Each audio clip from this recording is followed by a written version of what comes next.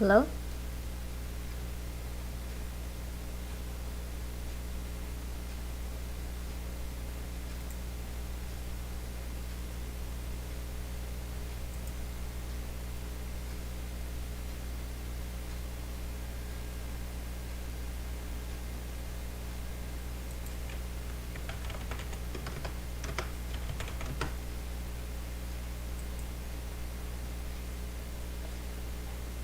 Um,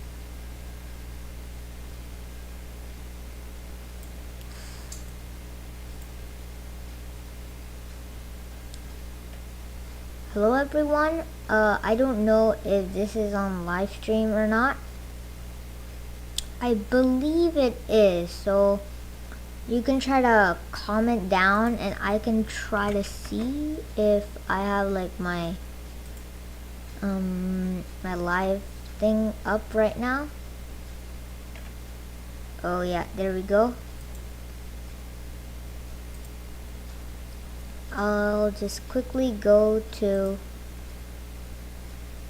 a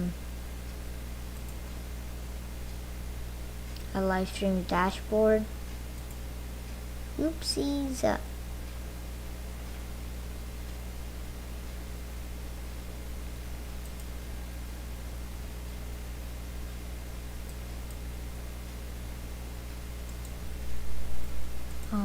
Give me a second.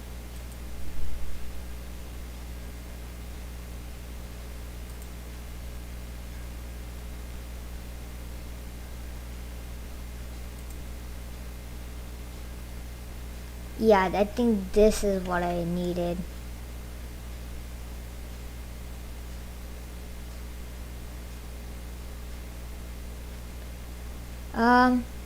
Okay, so let's get started.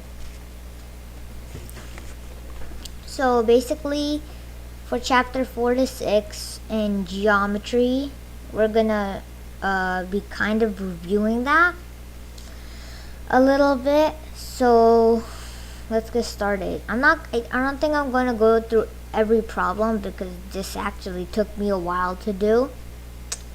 I literally have 3 pages front and back of this, and it gets more complicated when you go into like algebra and stuff, but yeah. So for the one, it's basically, you know, congruent corresponding parts where we learn about CPTC, and for 2 is where we learn about SAS, angle side side, all that stuff.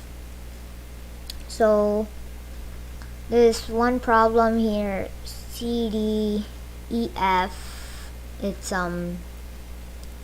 It's probably a quadrilateral because we have 4 angles right here. The corresponding parts would be angle C congruent to K, D to L, E to M, angle F to N, and then we have the line segments, which are also parts. So parts can be line segments or angles. CD is congruent to KL, DE is congruent to LM, EF is congruent to MN. And we can also say that CF is congruent to KN because, well, they're corresponding.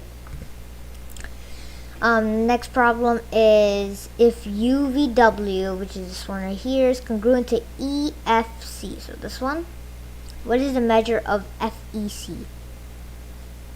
So UVW is this triangle, and we know 2 angles about UVW.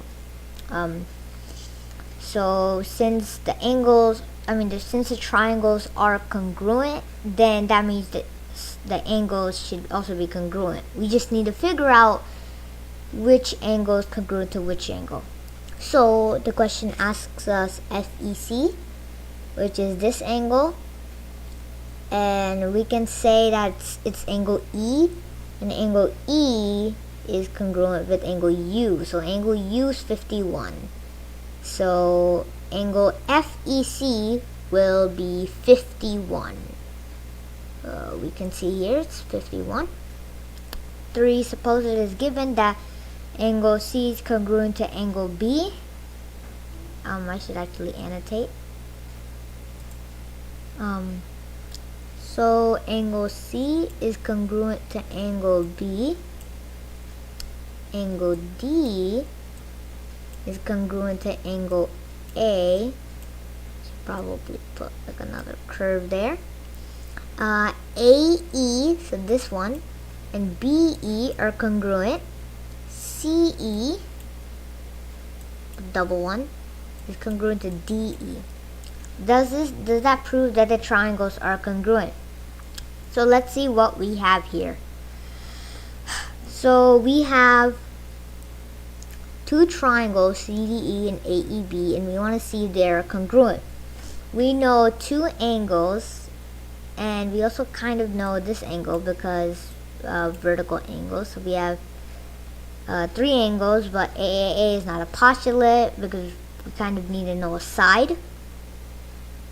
But the thing is, this side, if it was congruent to, let's say, this side, then we could probably prove that the triangles are congruent. But these line segments only are congruent to the segments within the triangle. So AE and EB has no relationship with CE and ED, right? There's only angles that are congruent. There's nothing else we can prove from this. So that is no.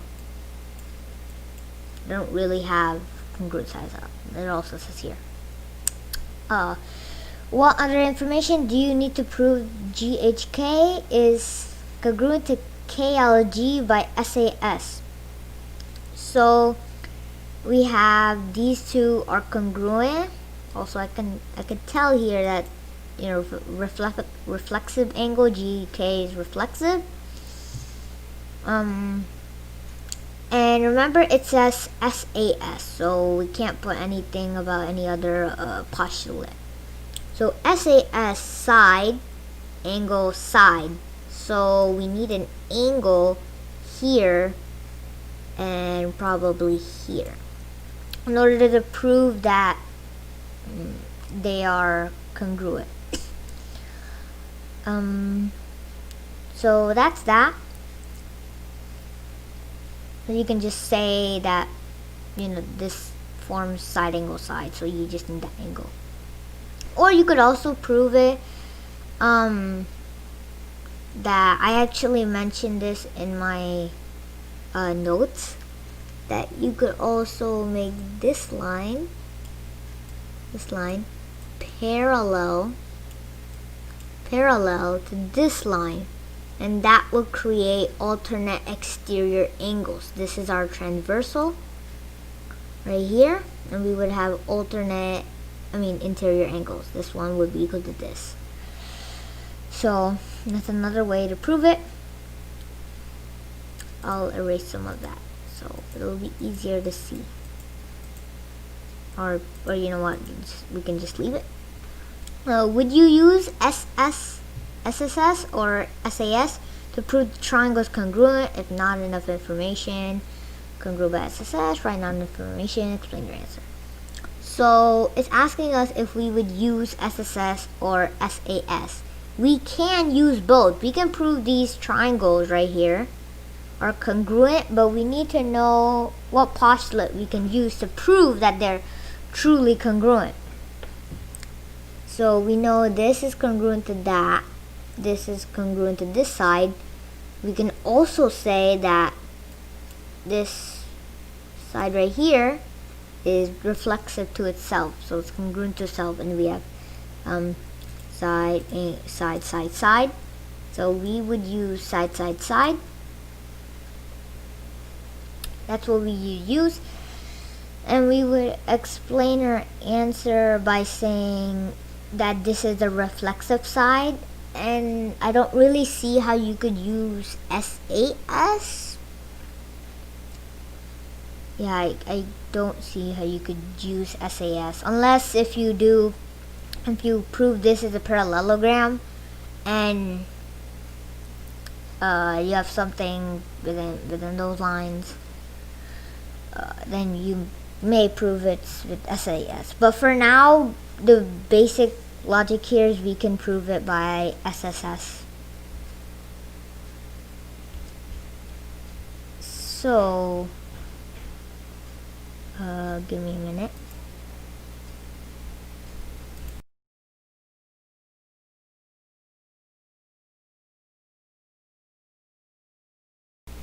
Okay, okay, so that's this one right here, and I'm gonna move on to the next one. No.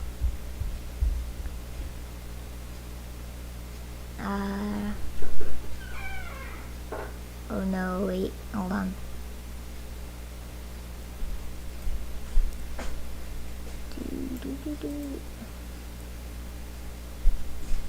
Okay, so for 3, I believe this is a statement proof column theorem, and we are given that angle XWY right here is congruent to angle ZYW. Okay, so these are congruent to each other, and angle X and angle Z are both right angles. So we need to prove that YXW is congruent to WZY. I'm not gonna actually get into the proofs here, but I'll give like a generic proof based on what I have. So first, I would say that this is given. That's my first statement. My second statement is angle X and Y are both right angles, and that is given, right? So, and also YW is a reflexive angle, so it's congruent to itself. Angle, I would say angle X and angle Z are congruent because of the definition of right angles, because all right angles are equal. You can either say the definition of right angles or all right angles are equal.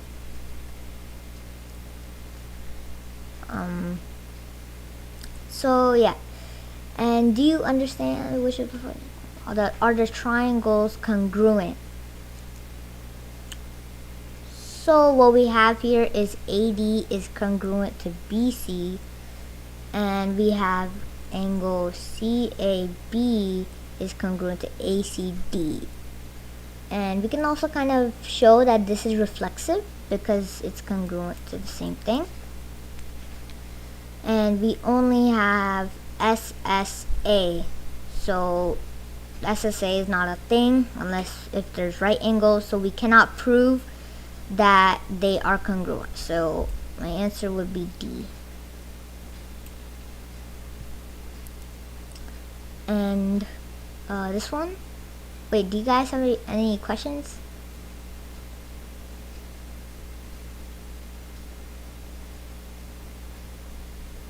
Okay.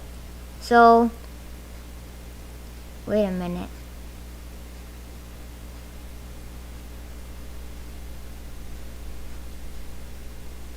Okay. So WX and ZY are congruent, and WY and ZX are also congruent. So we need to prove that angle W is congruent to angle Z. So how would we prove this is we would prove first of all that the triangles are congruent, and then we would use CPCTC to prove that the angle is congruent. So this is given. This is also given, and we can say that this is reflexive to this because of the reflexive property of congruence. And then we could prove that they're both congruent by SSS. And then we can prove that, well, triangle WXY is congruent to triangle let's see here, wxy would be z x, so zy x. Okay, so remember the order of the letters is very important, because if I put zxy, I'll be going z to the double, then to the reflexive, then to the single tick. But if I was going this way, I'll be going here to the single tick, to the reflexive, then to the double tick. So yeah, so that's how we would prove angle W is equal to angle Z. The next step would be angle W is congruent to angle Z because of CPCTC. Yeah, for that one. And let's move on to the next one. Yeah, I think I just closed out everything.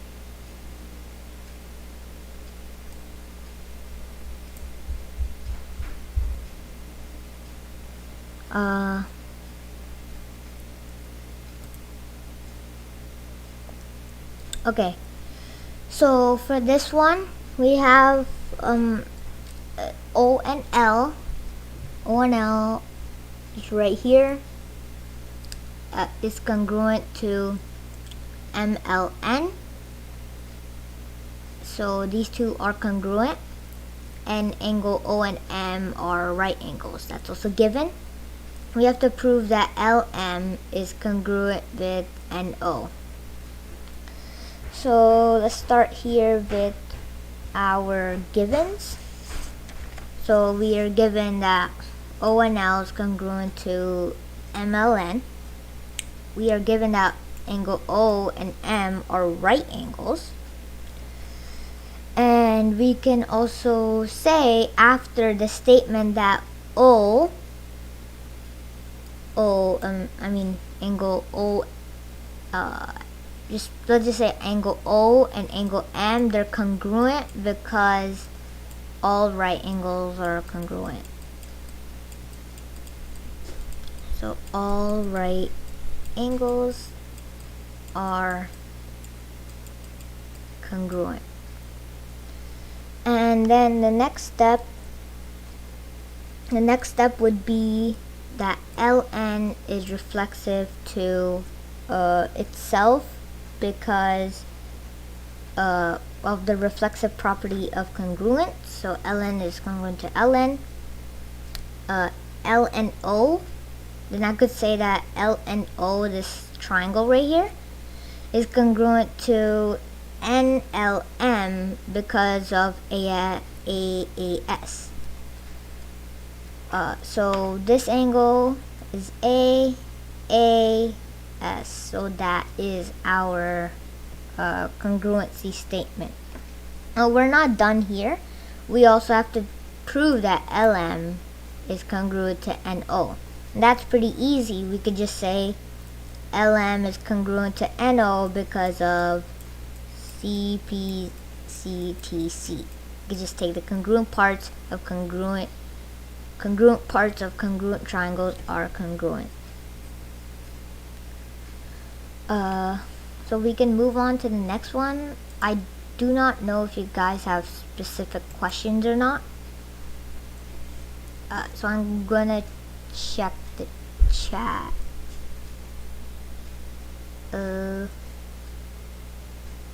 Okay. Okay.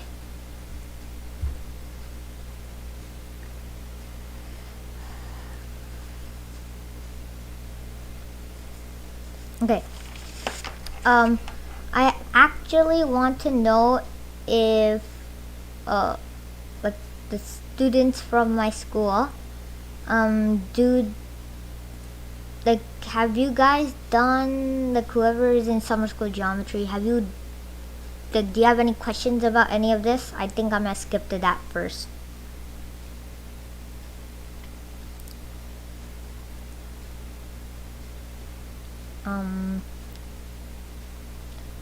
No questions? Okay, so this one, this is 4, 5. 4, 5, wait. Okay, so DE is line segment DE congruent to DF, and are they congruent? So let's check this out. So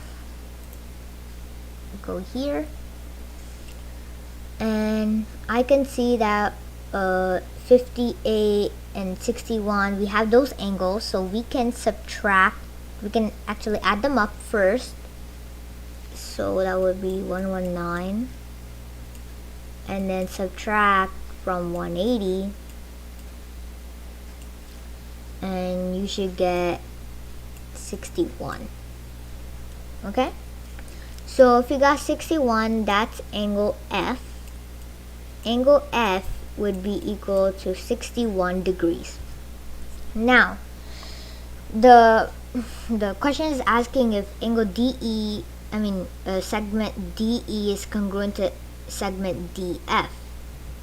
And the base angles are 61 degrees and 61 degrees. Because of the base angles converse, these two angles are congruent. And this all becomes an isosceles if I know two angles are congruent, or if two sides are congruent, then the triangle is an isosceles. This one, what is the value of x? X, we see right here that this triangle is an isosceles triangle, so we know that the base angles are congruent. So I think that's 5x. So if I do the math right here, 5x is equal to 3x plus 28 minus 3x minus 3x, 2x equals 28, x equals 14. So we did the math right there, and we got that x is equal to 14. That was 4, 5. Okay. And isosceles triangle XYZ has a base XY. XY. So that's the base. So we know right here, this is Z, because XYZ. And if this is the base, these are the legs. And if it's an isosceles triangle, the legs are congruent. And we know that angle Y is equal to 34. What is the measure of angle Z? So because of the base angles theorem, we know that this angle is equal to 34. And if we add those up, we should get 68. Subtract that from 180, and we should get 112. Okay, so 112 would be Z. So the measure of angle Z would be 112. Okay, so let's clean up this stuff right here. I'm gonna have to clean up that part. Are the triangles shown below congruent? So let's see if they are congruent. So we know that this is congruent to this side. These two angles are right angles, and because all right angles are congruent, these angles are congruent. And because of the reflexive property of congruence, these two angles are also congruent. So we have side-side angle.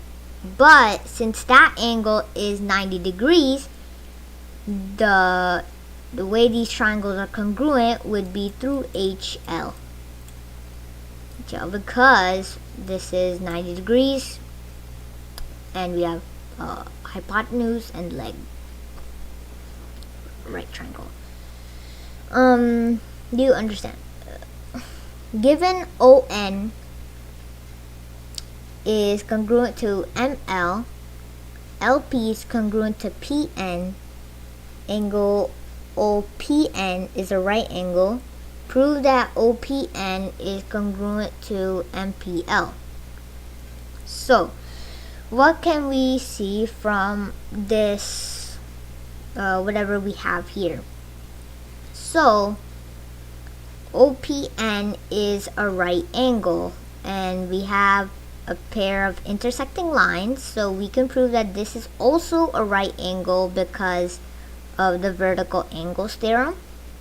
Then we have side-side angle, and since that angle is a right angle, and only if that angle is a right angle, we can prove that they're congruent by HL. So all we need is the vertical angles and HL.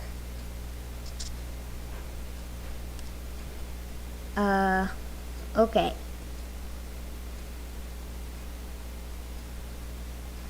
I'm gonna.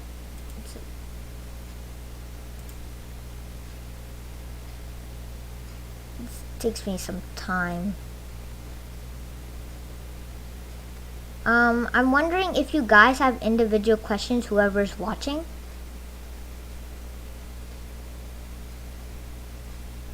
For any specific problem, because this is like kind of like self-explanatory, unless if there's actual concepts that you don't get, and that's totally fine. So I think I'll quickly go over this one. We can already tell the common angles L because L is included in both situations, so that will be angle L, I believe. Yeah, I probably skipped it. So that's angle L.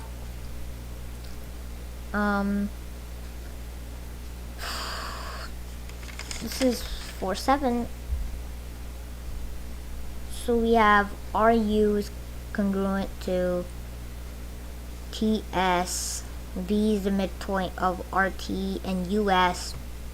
Basically what we would do is, I hope you guys can kind of see what I'm trying to do with my cursor. But since V is the midpoint of RT and US, that gives us a lot of information. That gives us this UV and VS they're congruent, right? Also, RV and RT are congruent. I mean, RV and VT are congruent because V is the midpoint, definition of midpoint. And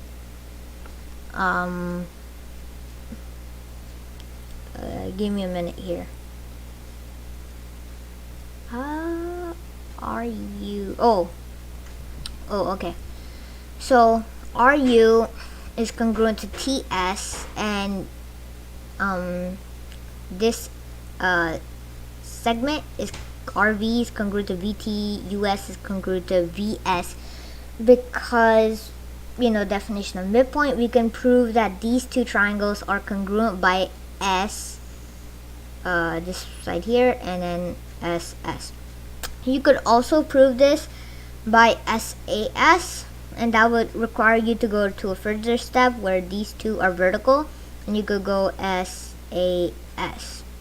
But the generic answer would be SSS.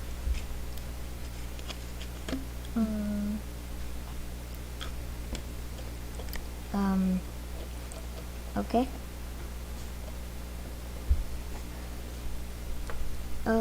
So use the triangle at the right for questions 1 to 3.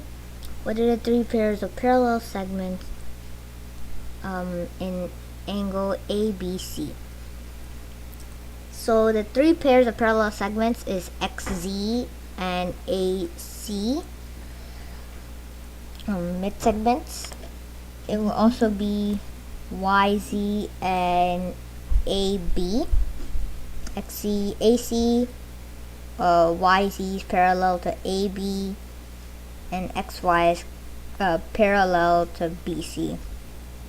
If the length is XZ is known, what other segments can you assign a length? So if we know XZ, we know AC, but I'm pretty sure the answers say AC, but I also would say that AY and YC, you also know that AY and YC would be congruent to XZ because they're congruent. So if you divide AC up into 2, AY is congruent to XZ. But the generic answer is obviously X. You know something about AY, AC if you know XC.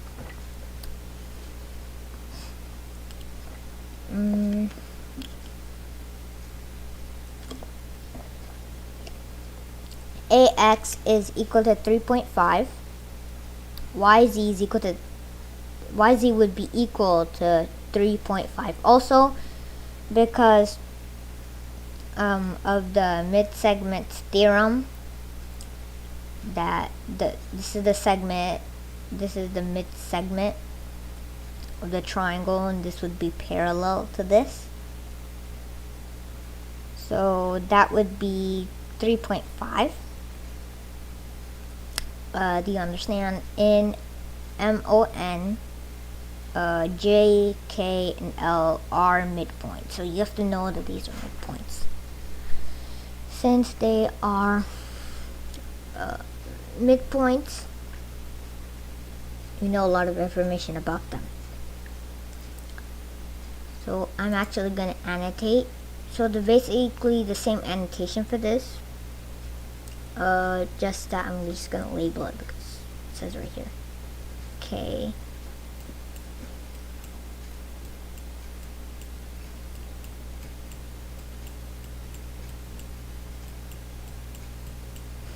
So those would be congruent.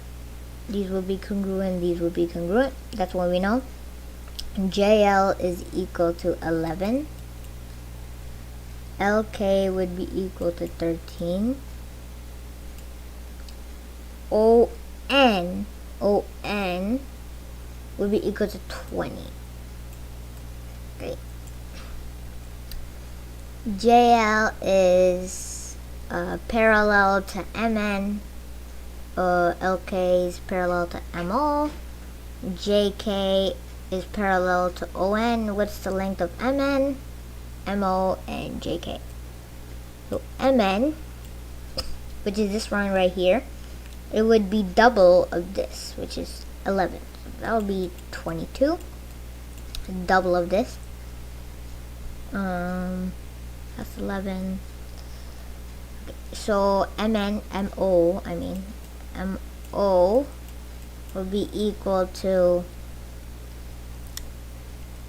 MO is this one, and we know KL, and double of KL would be 26.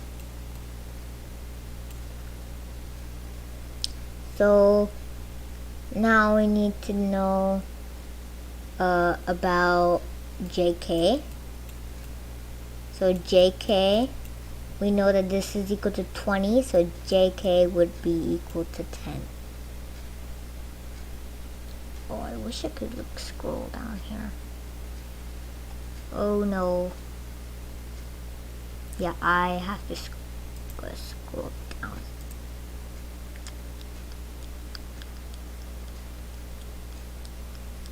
Oh, for the coordinate proofs, can you do one of the problems? Can you say like which problem that would be? That'll be really helpful.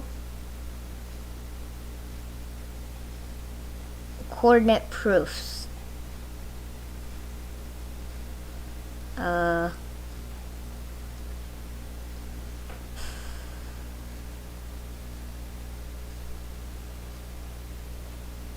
Yeah, which coordinate proofs?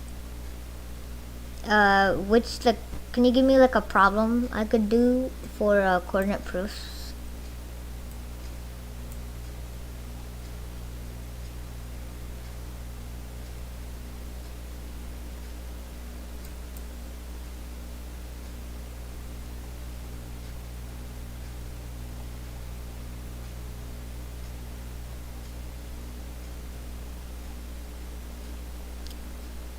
Oh, anyone?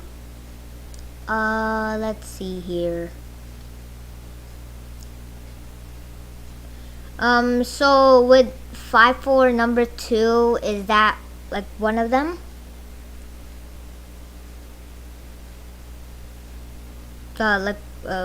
This one. Would that be like what you want, like, to do with the current proofs? Oh, ended the page.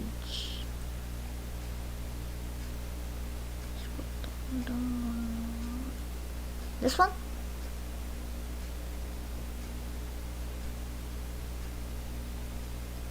Six, 7.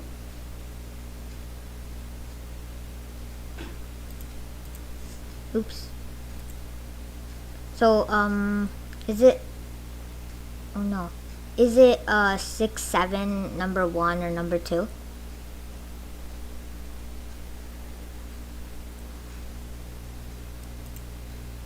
I mean, I could do either of those. And just like, yeah, okay. So is a triangle ABC scalene, isosceles, or equilateral? So what we need to do here is we need to use the distance formula to find out each of the sides and see whether they are congruent to each other. So I'm gonna annotate this, and I can't, the axis is like really badly drawn, so I'm gonna draw another axis right here. Okay, so that is an axis, and I'm gonna label the coordinates right here. So this one will be 4, 4. That one would be 4, 4.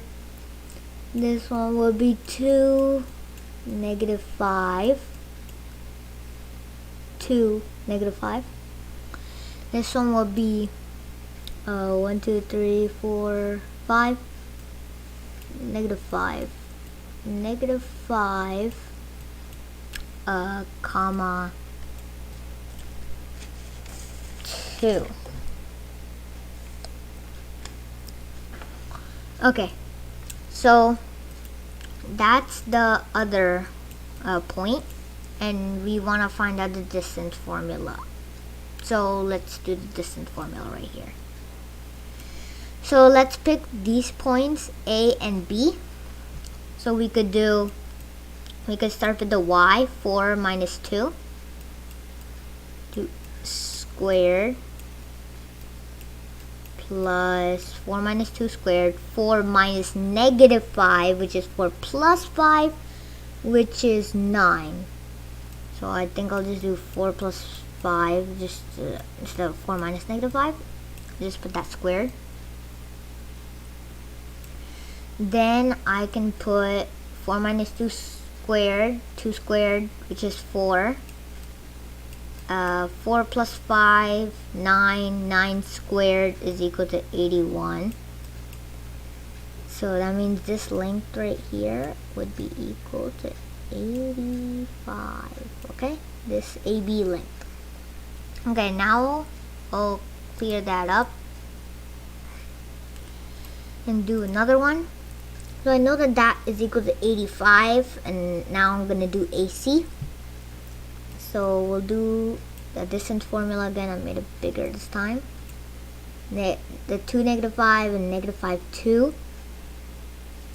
Negative 5. So I'm going to do negative 5 minus 2. Oops. Negative 5 minus 2 squared plus 2 minus negative 5, which is 2 plus 5. Okay, that's one of like the biggest things that can confuse people is 2 minus negative 5. So that would be 7. So we further simplify. We have this right here. So negative 5 minus 2 would be negative 7. Negative 7 squared is 49. multiplying negatives, plus 2 plus 5 is 7. 7 squared, 49. I get 98. So this one be equal to square root of 98. So I haven't found any congruency yet, but we still have BC to go. So let's go with BC. We'll do our square root. Then we have these 2 points, and we're gonna do y2 minus y1. So there's 4 here, minus negative 5. Again, minus negative 5 is actually adding the 5. So that's squared plus 4 minus 2 squared. And then we have 4 plus 5 is 9, squared is 81. And then here we have 4 minus 2, which is 2, squared is 4, square root of 85. And here we have square root of 85. Okay, so that means these two are congruent, which means this is isosceles. Oh, did that split? Yeah. Okay, so I'll actually do both of them because this is actually pretty strange. But what you do here, I'm actually gonna draw that the coordinate thing again because it's kind of hard to see. I can barely see it. Oops. Okay.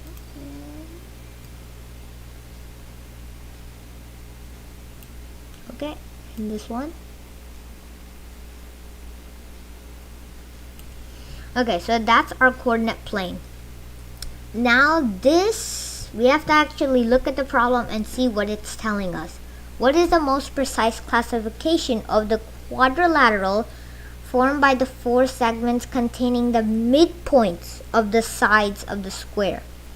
So this right here, we know it's a square. You don't have to prove anything about this figure. We have to prove something about the midpoints of each side. So first, let's find out the coordinates. This one will be 0 on the y-axis. Because on the y-axis, that'll be 0, 5. Actually, I'll need just erase this one. Some space right here. This one would be 0, 5. This one would be, let's see here, 4, 1. This one would be 0, negative 3. This one will be negative 4, 1. You can see here we're kind of having turn. So that's negative 4, 1. And we have all the 4 corners. Now we need to find the midpoints of this. So you can either like use the midpoint formula, obviously. So let's go ahead and use the midpoint formula. So midpoint formula is x1 plus x2 divided by 2, comma y1 plus y2 divided by 2. Basically the averages, right? So let's take the averages of these 2 points, and we will get 2. Because 4 plus 0 is 4, divided by 2 is 2. And 5 plus 1 is 6, divided by 2 is 3. So this point, 2, 3 will be the midpoint. For this one, we'll do the same thing, negative 4. That will be negative 2 because negative 4 plus 0 divided by 2 is negative 2. Then 5 plus 1, 6 divided by 2 is 3. Negative 2, 3. Here, this point. Okay, so for this one, we have negative 4 plus 0, that's negative 4 divided by 2. That's negative 2 again, and 1 plus negative 3, which is negative 2. Then we divide by 2, we get negative 2, negative 1.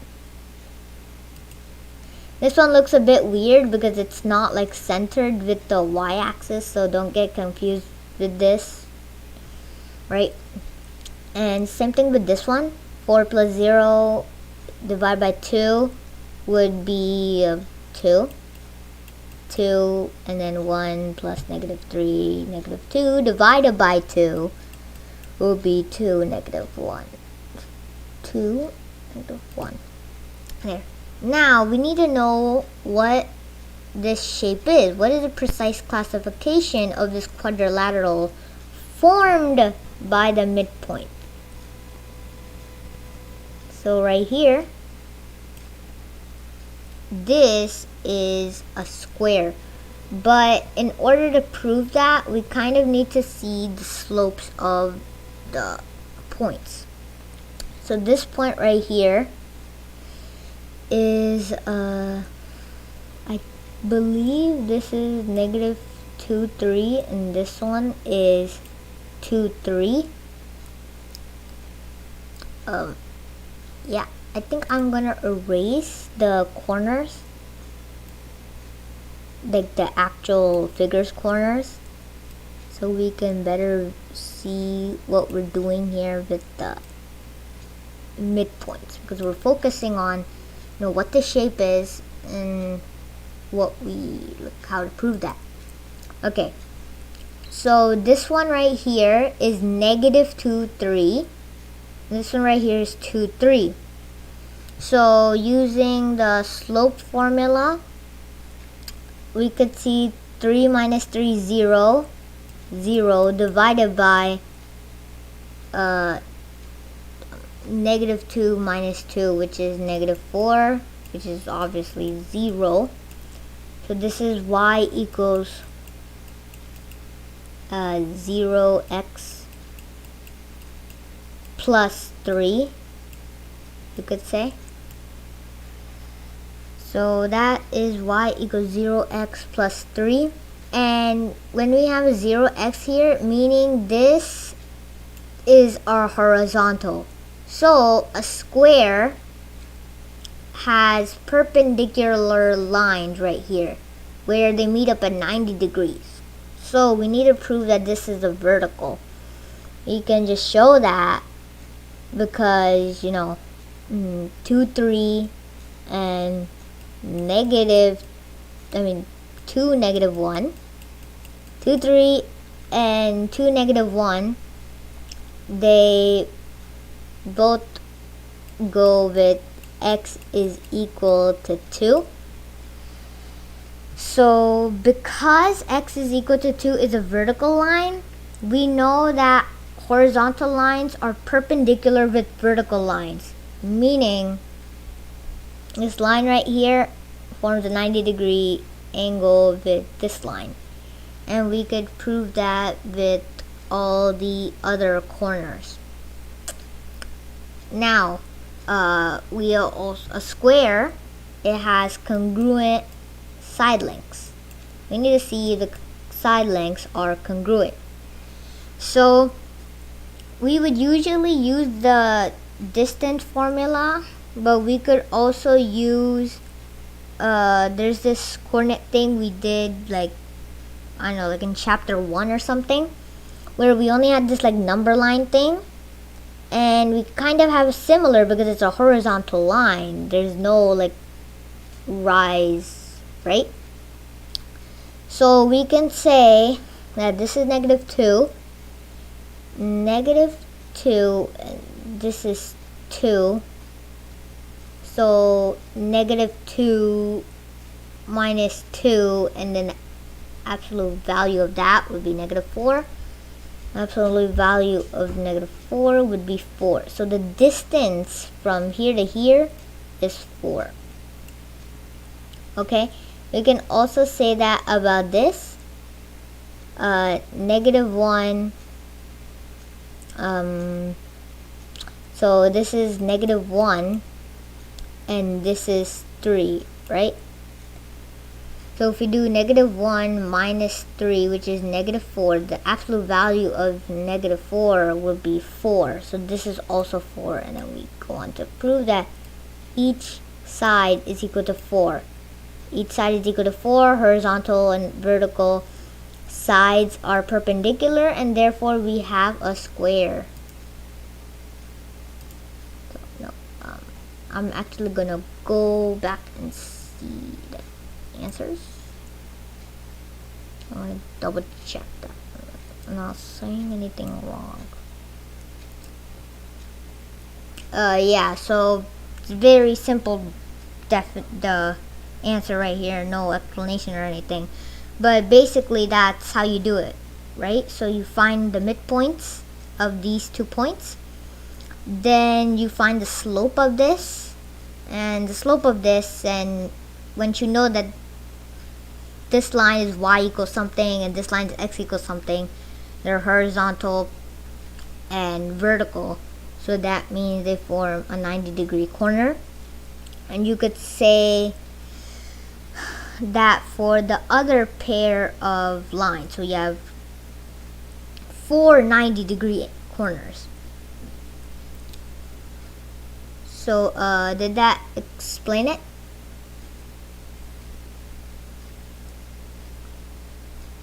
Yeah.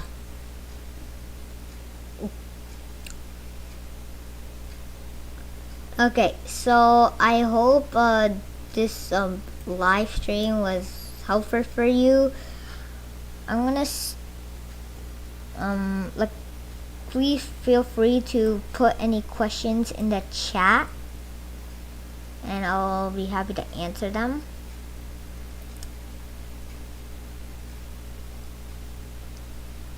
Yeah, so I don't think we have it in the chat.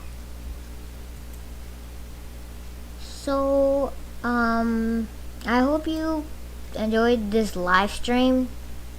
I did this live stream because there's this test tomorrow, and I can't make a video in time of the test and explain everything in good detail before the test, so I just ended up doing a live stream. So bye guys, I'm ending the stream.